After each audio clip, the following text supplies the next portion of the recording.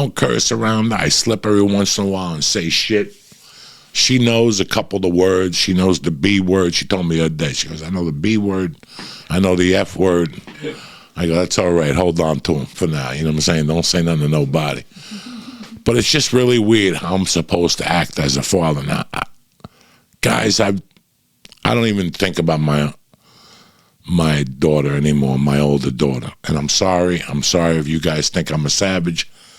I'm sorry if you guys think I'm a fucking bad person. But you know what, man?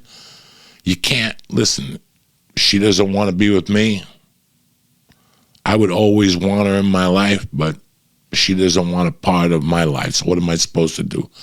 Do you want me to cry? Do you want me to go to therapy for this shit? Do you want me to? It's plain and simple. You don't want me, and I don't want you because you don't want me. So move the fuck on. And that's what a lot of people never understand. You know, I'm looking at all these, when I realized I had this thing with the fucking benzo withdrawal, I went on a couple of groups and looked at the benzo groups, you know, and you learn about what other people are going through, you know, and I was like, fuck. These people are fucking nearly dying. And then I thought to myself, these people are fucking pussies.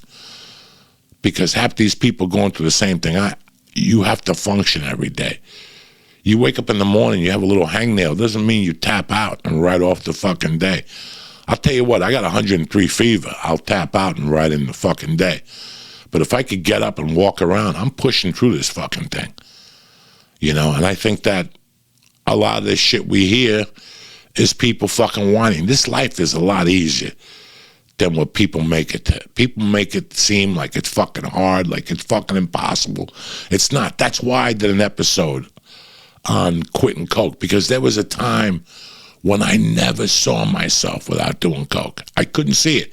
Guys, when I was 21, my goal was to move to Colombia and send people pictures of me rubbing a big coke rock with my eyes all swollen.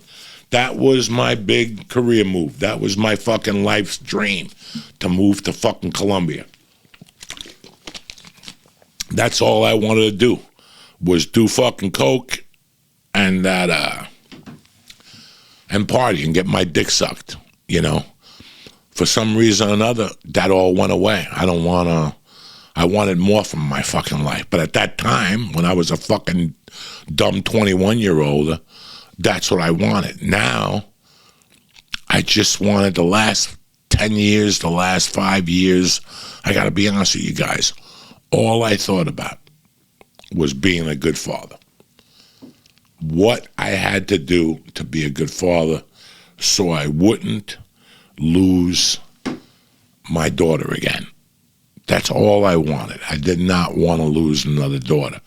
You know, and I tell you guys that, yeah, she came to me December 30th last year and said, you know, before the pandemic, that she didn't really like me leaving. You guys like Joey, why didn't you fucking turn around and tell her that you got to make a living? You know why I didn't tell her that? Because I already lost a daughter. I'm walking around with a fucking minus on my hat.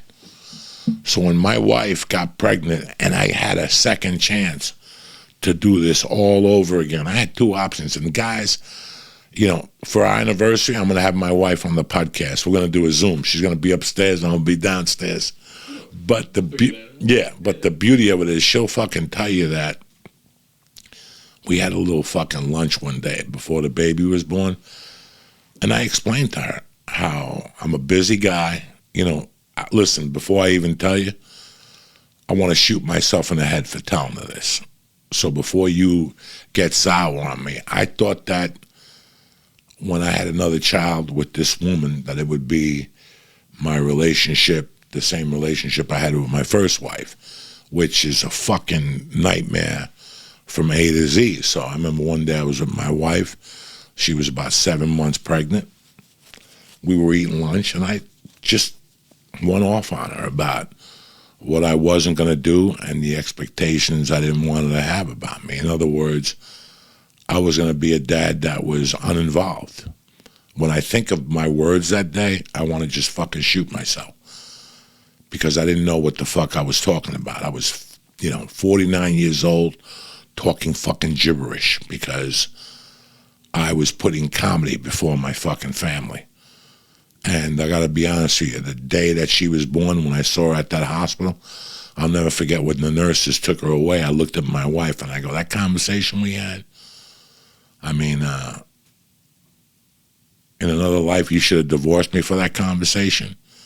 You should have told me to get the fuck out of your life, taken the money and left with the child. But I'm happy you didn't, because that's not how I felt. When I saw that baby come out of your little fucking monkey, my whole outlook changed on how I felt. And I do want to be a part of her life. And I do want to be involved with her, you know, and that's why I do the things I do. And a lot of people upset with me, like, how come you're not doing comedy? Why can't you do this? Why can't you do that? Right now, dog, my daughter's 8 years old, and I want to watch her grow. I know that when she's 12, she's going to be the spitting image of me, not look-wise. I'm an ugly fucking dude. But she's going to be the spitting image of me as far as wanting to get the fuck out. I could see it already. She gets home from school, and she's not like the other kids. She wants to go call for other kids, and when she calls for them, she actually tells them, I want to go outside. You know, it's a nice day out. I've heard her say it to it. So for all those things, I'm very proud that she's going to, you know, be a go-getter. She's getting great grades at school. She does her homework. She does everything I expect her to, but I could tell that this is going to be faster. And after my wife told me that she's starting to develop, holy fuck, now I'm never going to fucking leave her side for the next couple of years, because she's going to be built by the time she's like 11, which means guys are going to be fucking tormenting her already. In fact, she told me the other day that some kid in the school keeps giving her little fucking flowers and shit. I'm like, what do you think? She's like, nah, he's not for me. She was telling me the other day that some kid that she does the math work for, and she gives the answers to some kid. I go, what the fuck is that? And she goes, he sits at my table. She goes, he's a fucking dummy. And I go, I don't mind doing it because I got to do the math anyway. If he doesn't want to do it, he's going to get an F because he don't learn. So if he wants to take my answers, that's fucking fine. I go, I never looked at it that way, you know? So I'm learning a lot from her also. Well, this has just been great, guys. I'm healthier, you know. I thought about what the fuck happened to me. And when I talked to Dana the other morning, we both came up with, I had something I never thought I'd have. I had a midlife fucking crisis last year. It was me coming back home. I had a little bit of fear that I was coming back here after all the bad things I've done, and I've come back over the years, but I came back here for 3 years at a time. I didn't come back here to live.